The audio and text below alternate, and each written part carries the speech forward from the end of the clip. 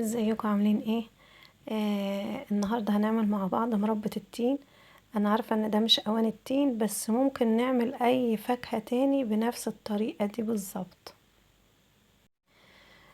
طبعا انا لقيت التين قدامي في اخر السنه كده، لقيته رخيص.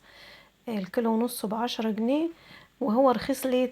عشان اخر السنه كده بتبقى التينه ناشفه ومقفوله، متبقاش مسكره قوي في الاكل، فبتبقى رخيصه شويه.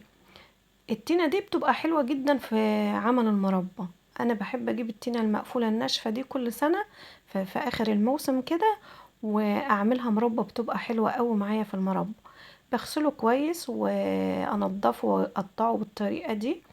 بجيب التينة اقطعها 4 تربع، ونشوف هنعملها بقى. هنا انا جبت الحلة اللي هحط فيها التين على النار، اللي هنسوي فيها التين. هبتدي بقى احط راق.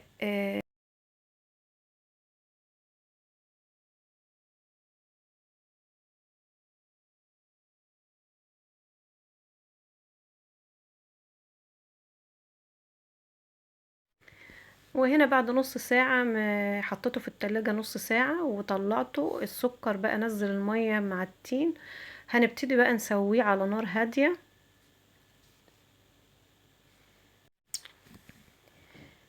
اول ما يبتدي يغلي معايا بيطلع كده ريم.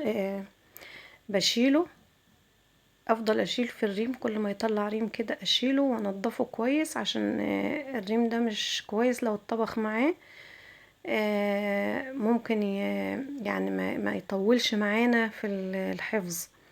فلازم نشيل الريمة ديت اول باول ونقلب فيه، وايدينا فيه في التقليب على طول من طول ما هو على النار.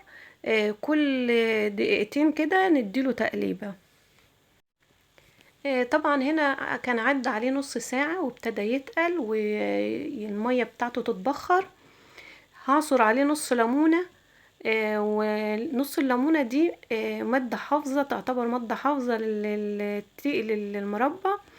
ومش هنعصرها من الاول، عشان من كتر الغليان بالليمون ممكن تديني طعم مرار كده في المربى. وبعد ما عصرنا الليمون هيقعد ربع ساعة كمان بعد ما نعصر عليه الليمون. نخليه على نار هادية، وبداية من ربع ساعة، يعني بعد ربع ساعة من بداية وانا حاطة المربى تستوي. واول ما يتقل ايدي هتبقى فيه، ابقى واقفه اقلب فيه على طول عشان ما يشطش معايا، على نار هاديه واقلب فيه. واخر مرحله هنحط معلقه قرفه كبيره بتديني طعم حلو. بعد ما استوى طبعا في قطع كده هجيب الهرسه واهرسه شويه، او بالهاند بلندر لو انا عايزاه سايح كده وافرده في السندوتشات ما بيبقاش باين فيه قطع. يبقى هنحطه بالهاند بلندر، او بعد ما يبرد نحطه في الخلاط الكهربائي ونضربه في الخلاط. هيبقى ناعم خالص وزي المربى بتاعت بره كده.